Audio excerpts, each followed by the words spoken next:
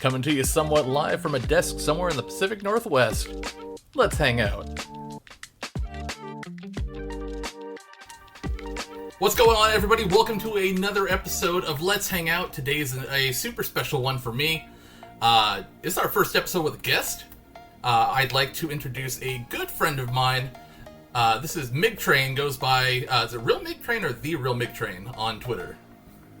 It's Migtrain, but sometimes people like to swoop that. So, I have to make it clear that I'm the real Migtrain. So, any kind of variation of Migtrain on the social medias. Yep, I know that feeling. Mine's the exact same way. So anyway, bud, welcome to the show. I'm excited to have you here. We've talked about this. Yeah, let's hang out. We talked about this. Some people know about it. I talked about it briefly in the first episode. You and I did kind of our own, without even intentionally doing it, mock episode a few weeks back, and just kind of shooting the shit and talking about whatever. It was like the easiest thing ever to record an episode, and I wish we would have been doing it then. Mm-hmm.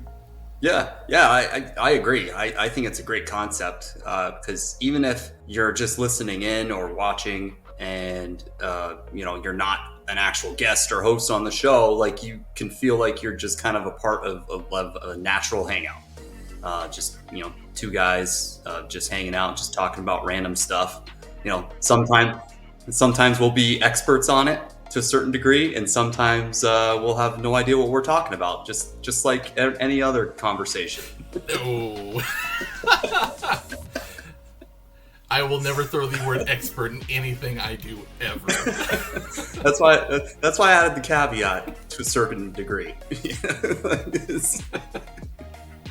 Sometimes. Yeah. Why don't you take a second, introduce yourself, and kind of talk about, things, whatever's on your mind. Yeah. Okay. Name's Migtrain. I play a lot of video games, especially with this guy next to me here. I'm a big Marvel fan. Any kind of superhero stuff, I'm a big fan of. Also a huge sports fan. And we actually have a pretty big matchup this Sunday. I know you can see the jersey, but you guys probably can't see my sweatshirt. But I'm a big Niners fan, and Lyndon's a big, Eagles fan. I haven't figured out a demeaning nickname for them yet, but I'll figure out something by Sunday. King of the Hill works out. But the 1 seed versus the 2 seed. These are the two teams that, people expect to be there, because they're the so-called better teams in the regular season. I know you're not as big on sports as I am, but I know you root for your team. So try not to go too deep on it, but I'm excited for Sunday. I really am. Yeah, I'm not a big sports guy. Like, I watch every now and then. I've got this weird thing, and my wife pointed it out to me, and ever since she pointed it out, I can't wrap my head around how it happened, but anytime that I'm like heavily into my team and watching their stats and watching the games going on, things start to tank. So I now ignore the regular season, and I ignore half of the postseason matches, and I'll pop in and watch them win. Yeah. Mm-hmm. Because if I'm there for the whole thing, something goes weird. I don't want to be blamed for the quarterback getting busted up, so... So I gotta figure out a way to make you watch the whole game on Sunday. No. Nope. Mm-mm. Nope. Not happening. So the way these teams got to where they are, it's the NFC Championship game. Okay. And it's kind of like polar opposites. The Eagles started off so well. I think they won their first 11 or 12 games, something like that. And then your star quarterback ended up getting hurt. So you started, not playing as well, lost a couple games here and there, but still finished the 1 seed. The Niners were complete opposite. They started off the season 3-4 and then didn't lose after that. So they've won about, I think it's 13 straight now if you count the playoffs. I think the Niners are the hotter team going in, but the game's in Philly. It's at your place. So that's always deciding factor when you look at these kind of big games. Is usually the home team wins these kind of big games, so it makes me a little bit worried. Yeah. So, do you have any plans on the day of the game? Oh, the Sunday? Yeah, I'm keeping myself busy. I'm not anywhere near the TV for that reason. So... But no, yeah, I get it, dude. It's the home team thing. Like, you want home field advantage. And yeah, it was interesting because the Eagles posted a tweet the other day. They were talking about 5 years ago when they made it to the Super Bowl. They scored the exact same score as they did last week. The same week. Like, their track record leading up to the big game has been almost mirroring what happened the last time they went to the Super Bowl. Feeling good. Okay. Well, I hope they're wrong this time. Nah. Well, so you tell me if this is a crazy fan or not. Okay. So this is my plan for day of the game. Obviously, everything else is going to be done and handled because I'm not doing it. I'm not planning anything besides watching the game on Sunday. Okay. So game starts around noon our time. I'm getting to my hangout spot about at least an hour before. Okay. And it's in the middle of a casino. And they've got this whole, like, they call it the chill zone. And they got some fancy seats and everything in there and everything. So, of course. So me being the weird fan that I am, I'm going to get there like a whole hour before and make sure I start saving a table and a few extra chairs and stuff and have some lunch and just kind of get into the right mindset before the game even starts. You have to. So we're like complete polar opposites because you're avoiding and I can't wait for it to begin. Yep. Dude, I'm sleeping in. I'm ignoring the television. I'm losing the remote. I'm not anywhere near it. Yeah. You know, just another example of my crazy fandom. I watch a whole bunch of what's called meaningless regular season games. Yeah, I wouldn't call that like crazy fandom though, because I've seen a lot worse. I've seen guys that show up 2 days before, camp out, their car is painted over their team colors, and it's just extreme stuff. Yeah, true. And I'm in a state where we don't even have a pro team and they're doing it, dude. Like, right. Yeah. Oh, I hear you. I guess I'm being a little hard on myself with it, but but you know, it keeps me out of trouble. It keeps me from going out and gambling at the casino. Instead, I'm sitting in front of a TV screen watching a game at a casino. Right. And you know, honestly, that might be the better play is to hang out and be watching it somewhere else versus at home. Well, last week I got screwed over. I don't know. The comfort of your own home for games like that always is great. Yeah. Well, last week, you know, I was trying to watch the game at the house. The week before, I went out somewhere and watched the game. So this last week's game, I invited, a few people over, and they all couldn't come. Mm-hmm. And then I was like, okay, well, at least my son will watch with me, because he's been kind of complaining that I've been going out watching the games and haven't been watching with him. So I'm like, all right, well, at least he'll watch with me.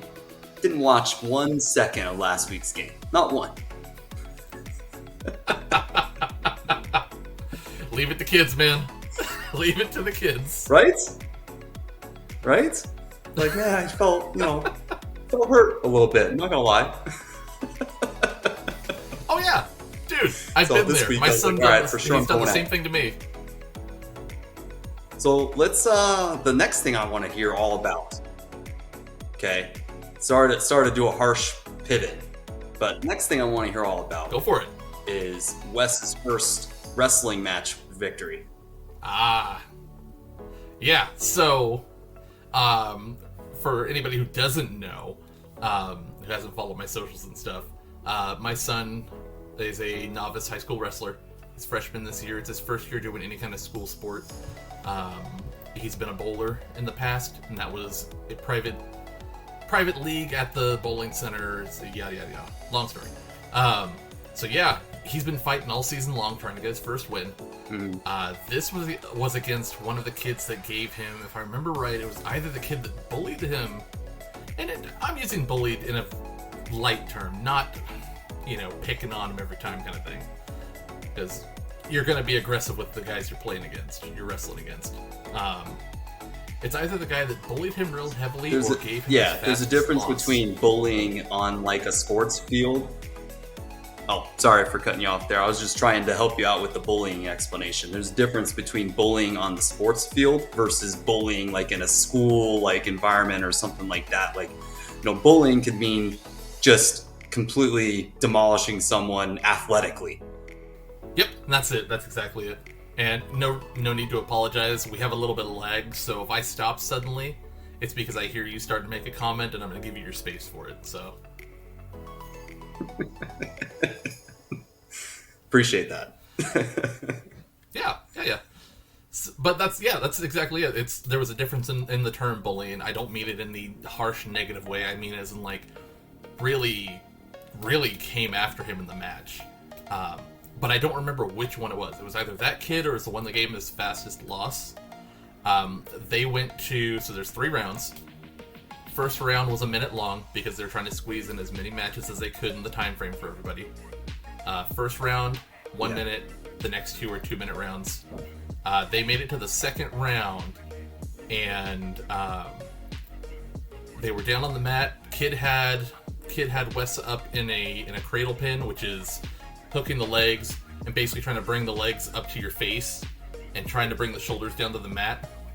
Mm-hmm. And Wes was able to counter it, rolled out, hooked the dude in the same thing, in the same swift motion, cradle pinned him, and threw his shoulders to the mat. Like, it was the coolest 3-second exchange I've ever watched, dude. And that kid was pissed. Like, he had it in the bag. I give the kid credit. That second round, man, he had Wes at least twice where he should have been pinned, and he was able to get out of it. Wes was able to get out of it, and then he countered for that pin. Kid was so excited. He's down there on the mat. Ref pats the mat, calls for the end of the match. He's like, yeah, down there on the mat. Oh yeah, I bet. You're not supposed to celebrate like that, but they're not going to penalize you for it. But he gets up. The other kid gets up, and he's butthurt about it, and the kind of quick shake of the hand and walks off. Wes trying to pat him on the back like good match, like he always does. Wes is like the epitome of the good sportsman with things. Mm-hmm. Win or lose, he's always handshake, pat on the back, hey, great match. Mm-hmm. And this kid didn't want anything to do with Wes. Like, got up, did the handshake that he needs to do, walked over to his coach, shook his hand real fast, didn't go over to Wes's coach, which is big no-no in the sport. Yeah.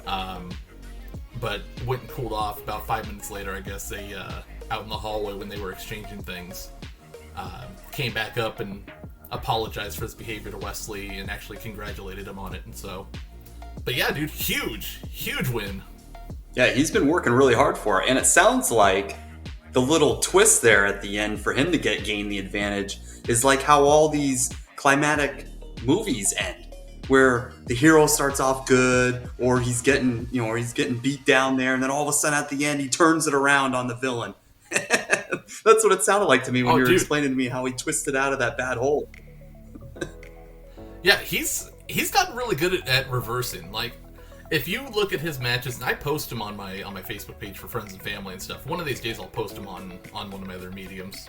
But he has a bad habit of going to his belly, and then he'll kind of like lay down on his hands to protect his hands, so he'll hold his wrists so the other guy can't get him.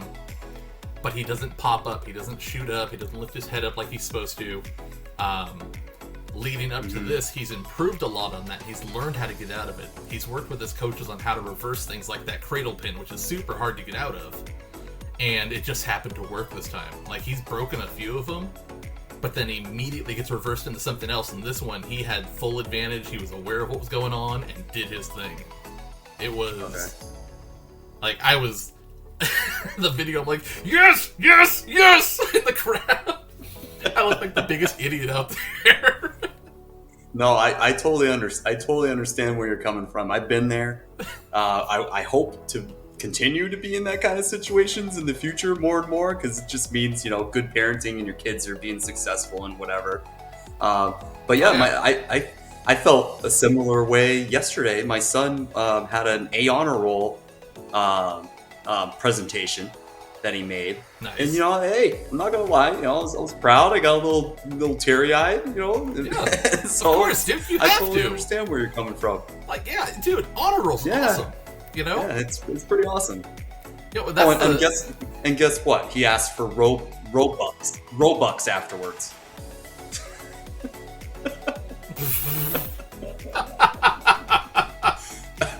So I'm telling him, I'm like, I'm not gonna lie, dude.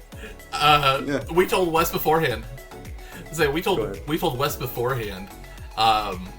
He was kind of beating himself up about not getting his win. He's coming down the last few of these big meets, and he's been asking for Pokemon Arceus. And I told him 2 nights ago. I want to say 2 nights ago. I was like, okay, you get your first win this week. I'll buy you the game. I don't know if that was the motivation he needed, but it worked. Hey, my son learned to read playing video games, basically. Like, that was his little kickstart to get him to learn to read. Because he's almost too smart where he won't do something if he knows someone else will just do it for him. And so he's one of those type of kids. Dude, so I think I tried Scribble Knots was the game that I used. I don't know if you're familiar with that one, but I love the concept of that game. I think it was on the DS. Yep. And it was back in my working at GameStop days where I found out about it. I thought it was such a cool concept. But just any other games, like Pokemon games and stuff, where he's got to read what's going on, it helped him learn. So sometimes games could do that. Sometimes that's the little push they need. Yeah, dude, and we're gamers. I think we're kind of on the side where we're gonna push the games are not so bad. But I honestly, they're a great motivator, and they are genuinely good tools if you need it. If kids need something to grasp onto, something to hold their attention, the fine motor skills on some of the games are huge. And some of those kids really thrive with them. Yeah. What I combat with all the time when people start to bash playing too much video games and stuff like that, I'm like, well, it's better than someone just sitting on the couch watching too much TV.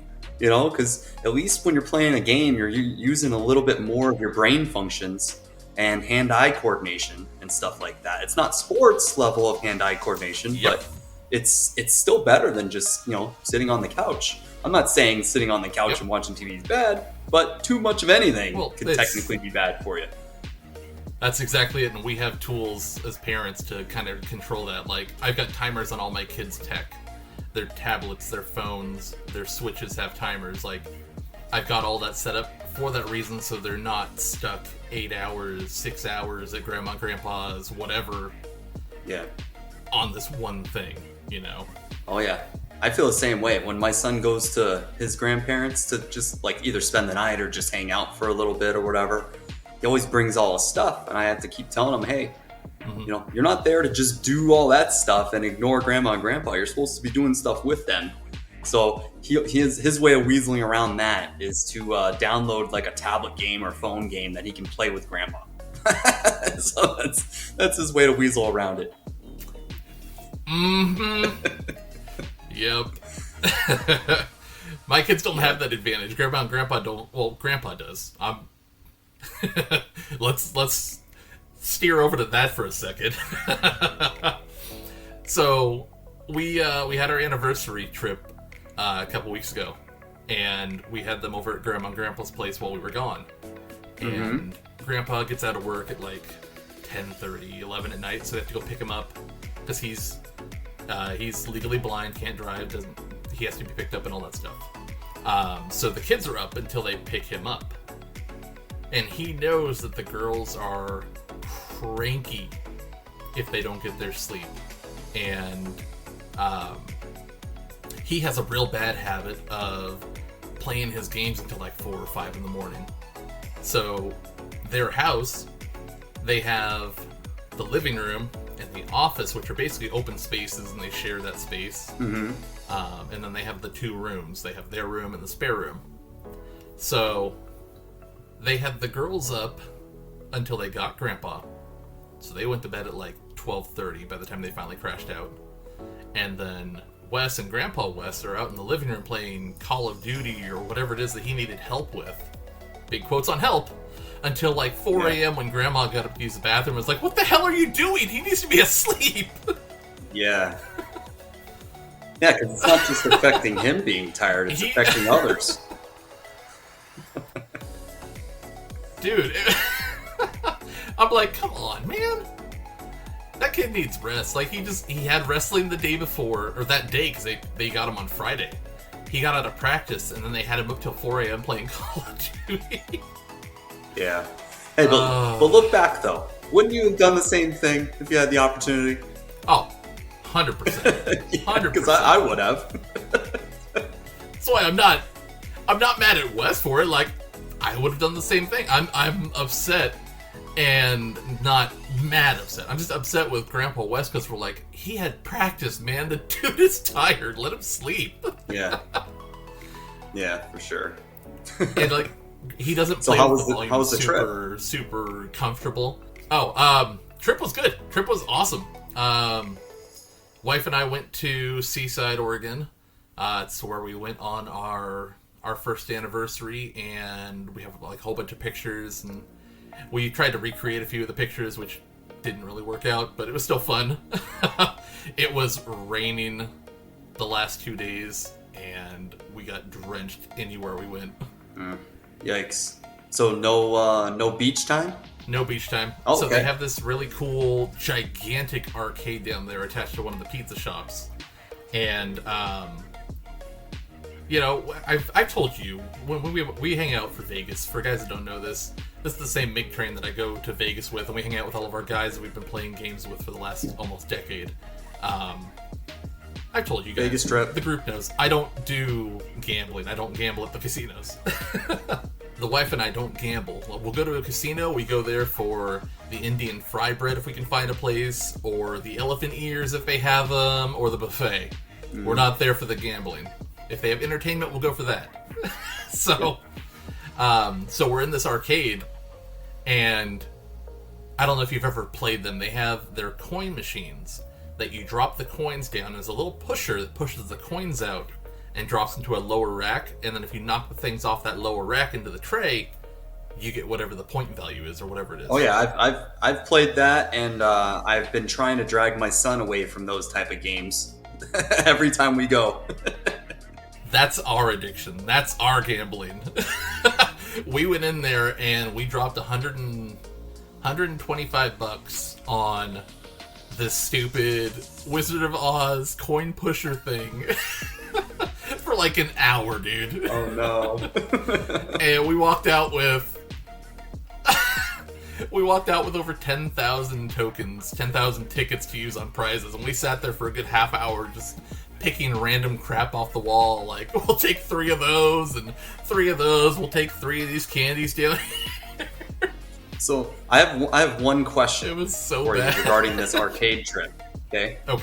Okay. Please tell me you and the missus are DDR co-dancing partners. Nope. I'm the DDR guy. She is not. Wow. Yeah, and they didn't have DDR. So, but does she force you to dance because she likes your moves? God, no. She laughs at my ass when I get out there.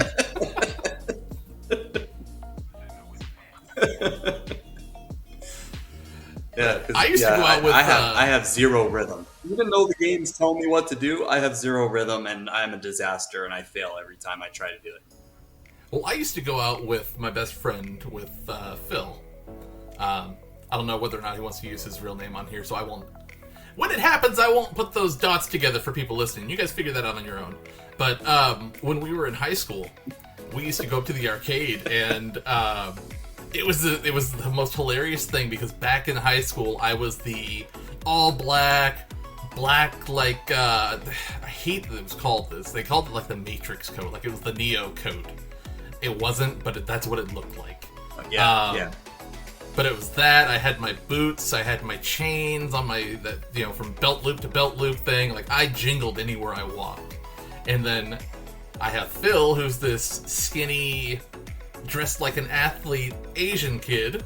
who eventually, like we got up there and he would throw it on hardest difficulty and smash out some tracks. And then I'd be like, all right, I'm going to play. And I'd put it on the hardest difficulty and smash out these tracks. And the kids behind us are like, what the hell is going on? Why is the golf kid so good? That's funny. That's I've got a way to relate to that. So yeah. In high school, I made a bunch of friends, and it was primarily due to me being on the golf team my junior and senior year. And we had our little friend group of mostly people either attached to the golf team in some way or people that were on the golf team. So you've got these 5'0", all these short, non-athletic golf guys, and we would go meet up once a week and play pickup basketball, just on outside courts at a park or whatever. We'd go once a week, and we would dominate everybody. They would think we have nothing just by looking at us. They thought we had nothing. So we would dominate. We had the guy that that can take it to the hole whenever he felt like it. We had the shooters. I was one of the shooters, and we all played good team defense. It's the golf kids. They have no idea how to handle a big basketball. Yeah. We would talk trash too. Like when we were really sticking it to like a team that thought they were going to run the floor on us, we'd be like, "Hey, you guys realize we play golf, right? We're a golf team. We play golf all the time." Let's just stick it to them. It's like the worst trash talk. We play golf. Like what the crap?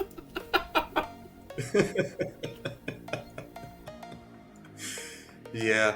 And sorry for the viewers, by the way, of me swaying side to side and everything. I'm noticing a lot of potential lag occurring when I'm swaying side to side.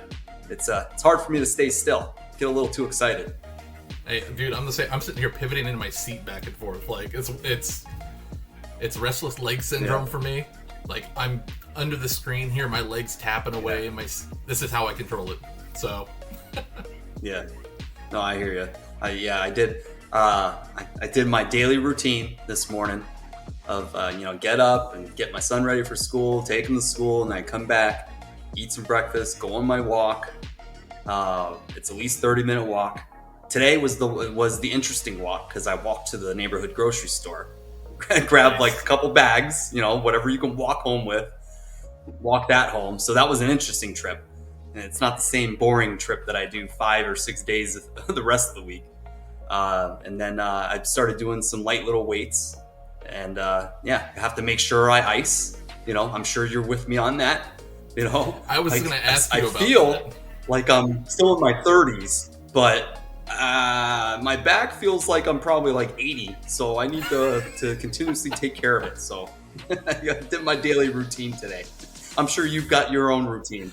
Yeah, I was going to ask you about the whole ice thing. Yeah, so the last time, so what I realized is I need to just do it, even if I don't feel tight back there. After I'm doing some sort of strenuous type of thing that's different than normal, like doing some weights.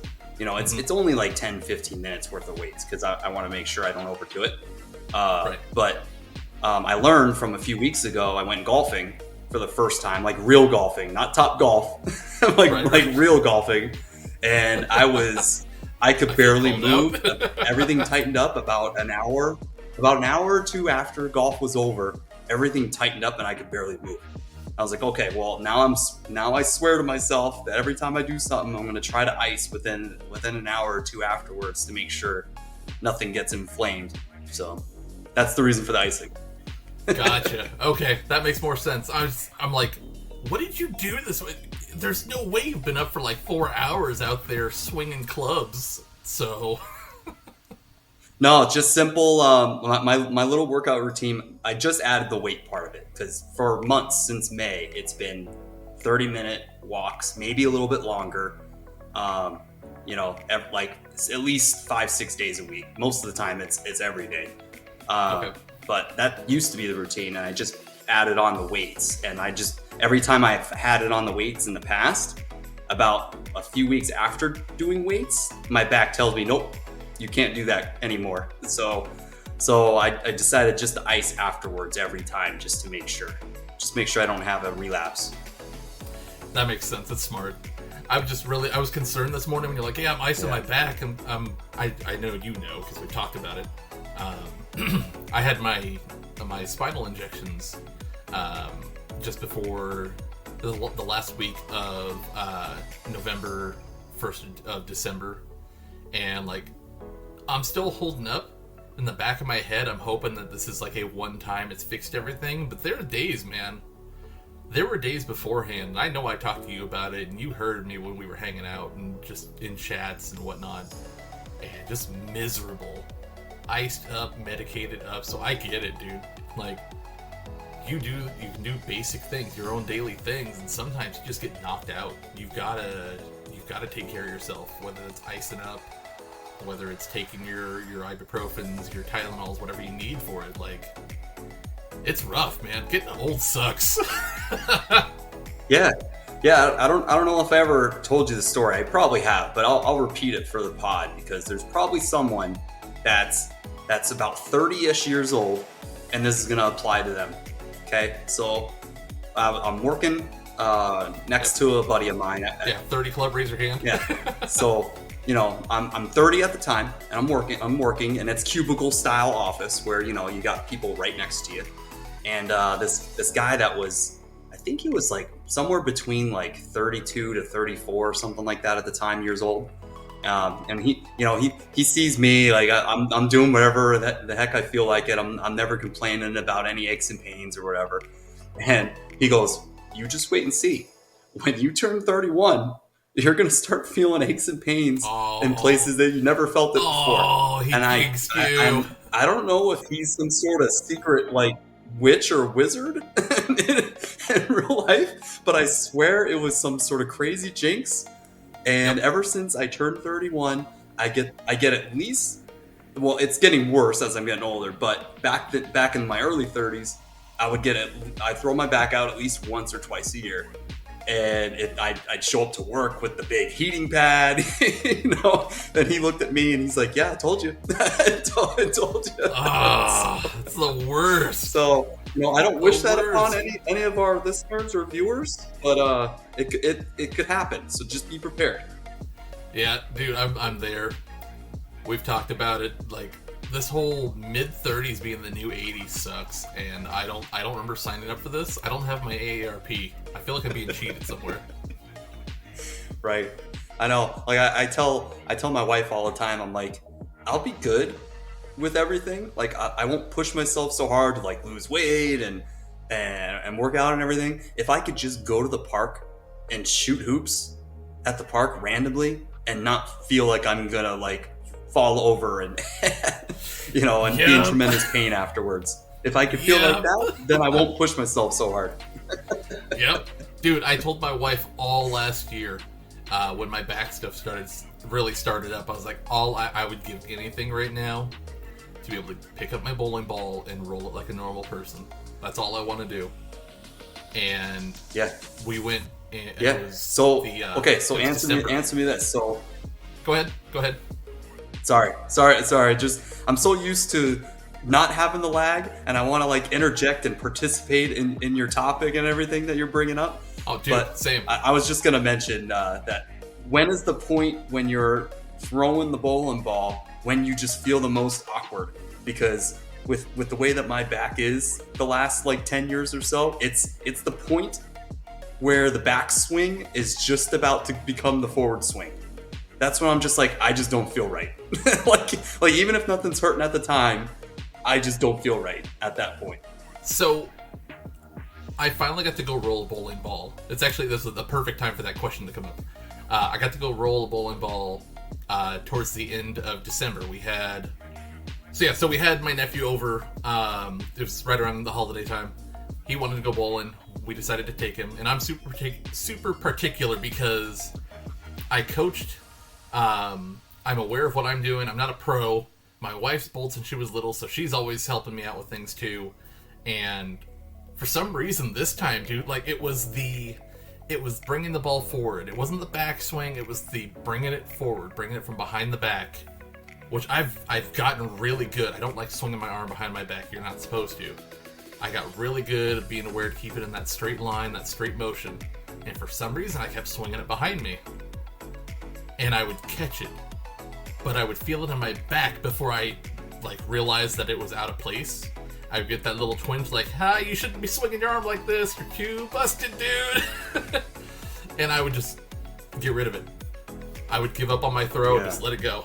But the weird thing, like with Topgolf, when we were there, the more that I bowled, the better I got and the more relaxed my body became and realized that I was doing things that I should be capable of doing. Mm-hmm. Yeah, you loosened up. Yeah. Yeah, I ended up rolling a 220-something on my third game, which I haven't rolled a 220-something in years. Yes, yeah. I'm not that quality of bowler. I'm in the 130 to 160 range is usually my spot. But it's something, even when I'm not hurting, and it's just a feeling that I didn't have when I was younger, where it just didn't feel natural. It just felt like a weird, stiffness. Like, am I supposed to bend my knees more? Like what am I doing here that's causing me to feel so weird when I'm about to start the forward swing? So, yeah, I was just wondering if you felt the same way. And you're an athlete, so you get it. Yeah, and it doesn't matter if I get loosened up. Game 1, 2, 3, I feel the same way throughout. So, yeah, so no loosening up. And it sucks because again, it's that mental connection that we have. You being the athlete, me being the bowler. I'm not going to say athlete because I didn't do it as a sport of any kind. I did it as a league for fun. But having that awareness, for some reason, something clicks when you're injured and out of place with your body, and that you become really particular about every little thing happening. Why is my wrist this way? Why am I stepping like this? Why am I not bending my... you just start being the worst critic to yourself. Oh, yeah. And thinking, what do you need to do to fix it? Oh, yeah. Yeah, when I golf the best, usually, it's when I've had at least a drink or two. Not too much. You got to find that nice little middle ground of, having a couple, but not too much. But that's usually when I play the best because I think too much. Yep. I'm thinking way too much, and it's a simpler game than you can make it out to be. Dude, bowling is the same way. I'm not even gonna lie to you. A drink or two in, and you are suddenly the best person on the lane. Yeah, I feel that. I think of the movie Kingpin. Every time I'm bowling and I'm drinking, I think of the movie Kingpin, and I'm like, all right, when am I gonna get the one little piece of hair that flows across my whole head, Kingpin style, the comb over, the Ernie McCracken. Funny fact, I'm glad you brought that up. Did you know, I just learned this the other day, when he rolled that sequence, when Bill Murray was up there doing his thing and rolled those 3 strikes, that was a live take. That wasn't scripted, that wasn't him, that was his genuine reaction because he rolled 3 strikes in a row for the shot. So, okay. So he rolled 3 strikes when they were filming him to have to roll 3 strikes in a row. Yeah, so the plan was to record it and then in post put together the shot of somebody else rolling the ball and getting the strike. He rolled all 3 of those strikes himself, so that reaction in there of him excited, that's genuinely him. When he turns, that whole scene so much better knowing that. Yeah, when he turns around, he stomps his 2 feet and just stares down Woody Harrelson's character. Yep. That might be what, dude. Ernie McCracken might be one of the best characters ever created.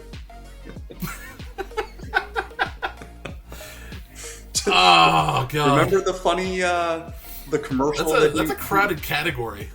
Oh yeah. I probably shouldn't just pretend like I'm an expert, like the disclaimer that I said in the beginning.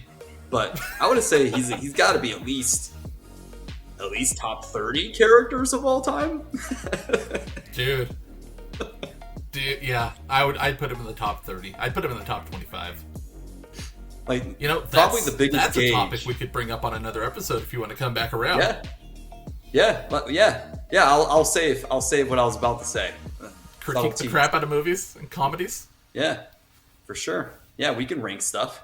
I'm gonna make you upset, quite a bit during those rankings because I already know you. We've talked a little bit about this, so I already know a few that's going to upset you quite a bit.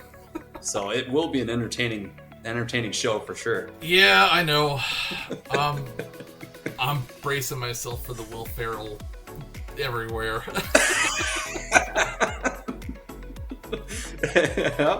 Yeah, Will Ferrell will come up. But okay, so yeah, let's away from that. Let's chat off the interview here, and we'll make that a thing. We'll come up with some ideas for another pod and talk movies, talk comedies, things like that. We can really kind of that way we're not sitting here 40 minutes going off in 6 different video categories. We could say let's talk comedy, let's talk actors, and this is what we're talking about and why Will Ferrell is the worst comedian ever.